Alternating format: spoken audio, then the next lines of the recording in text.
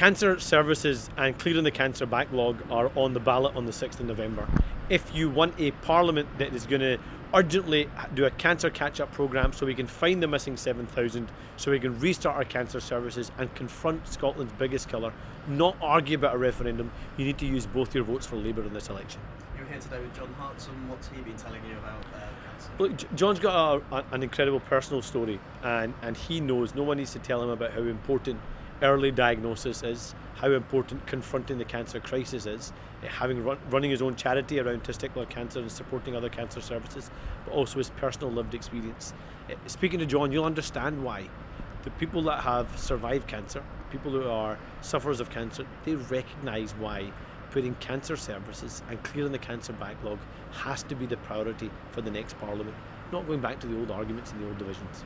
How do we clear the cancer backlog in your view? Well, we've got to first of all have rapid diagnosis centres, and that means pop-up facilities, so we can make sure we're confronting and diagnosing people early. We've got to make sure we're using the digital possibilities we have, because we have not enough, for example, diagnostics. So how do we use the digital capacity we have to do rapid diagnosis?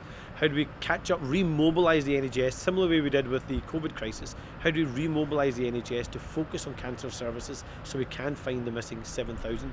And then how do we set up full-time elective surgeries that we can get people in and actually do the cancer treatments we need so we can save people's lives?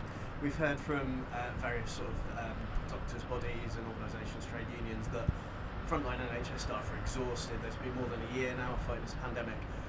How do we look after our staff and still deal with these problems quickly? Look, NHS staff were overworked, undervalued, under-resourced before the pandemic. That has got worse during the pandemic, and that's why, alongside remobilising the NHS, alongside putting more money into the NHS, alongside putting more focus into cancer services and mental health services, we've got to reward them properly. That means around pay and also their conditions at work. But it also means about strengthening the workforce numbers as well. We have got to make sure we have a credible workforce plan so we can build the NHS of the future.